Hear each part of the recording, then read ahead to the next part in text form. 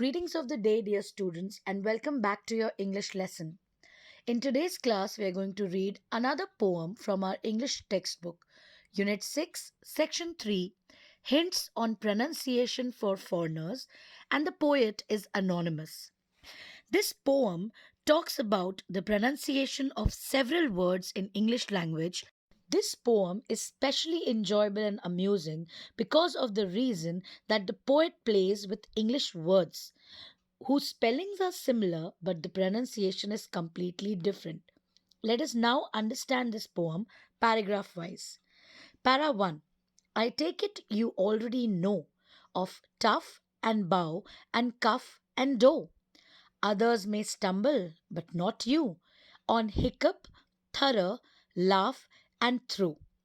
In this paragraph, we can see that the poet has used bow and do, the two words whose spelling is similar but the pronunciation is entirely different.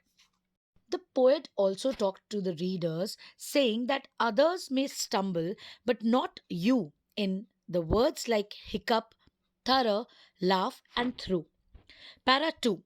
Well done. And now you wish perhaps to learn of these familiar traps. Beware of herd, a dreadful word that looks like beard and sounds like bird. Here the poet uses words like familiar traps that talk about the words of English language that are almost exactly similar. Like for example, herd and beard. The spellings are almost similar, but the pronunciation is entirely different. Para 3. And dead, it's said like bed, not bead. For goodness sake, don't call it deed. Watch out for meat and great and threat. They rhyme with sweet and straight and debt. In this paragraph, the poet again compares the words that may be written in the similar spelling pattern, but their pronunciation is very different. Para 4. A moth is not a moth in mother, nor both in bother, broth in brother. And cure is not a match for there, nor dear and fear for bear and pear. In this paragraph, the poet talks about similar words like moth, both, and broth, which might be a part of mother, bother, and brother, but they are not pronounced in the same manner. In this paragraph, again, the poet gives example of deer and fear. They are spelled exactly like bear and pear, but the pronunciation is entirely different. Para 5. And then there does and rose and lose. Just look them up and goose and choose. And cock and front and word and ward. And font and front and word and sword. In para 5, again, the poet gives us a number of examples where the spellings are same, but pronunciation is so confusing that even the best of the speakers can get sometimes confused in the given words. Para 6.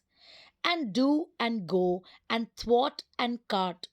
Come, come, I've already made a start. A dreadful language? Man alive! I'd master it when I was 5.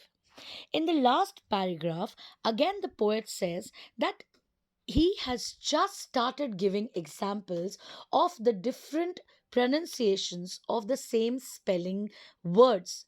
But he also says that people think it is a very different or a very difficult. Again, the poet is here giving a number of examples talking about the difficulty of the language. The words look similar but sound different. And the poet says, people think that it is a difficult language. Oh my God, it is a difficult language, but the poet had mastered the language when he was only 5 years of age.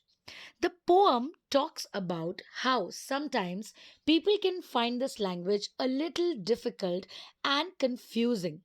But once you get a hang of it, you will start enjoying this language and the different words and pronunciation that it has to offer. So that'll be all for today's class. Until we meet again, stay safe, stay healthy, keep practicing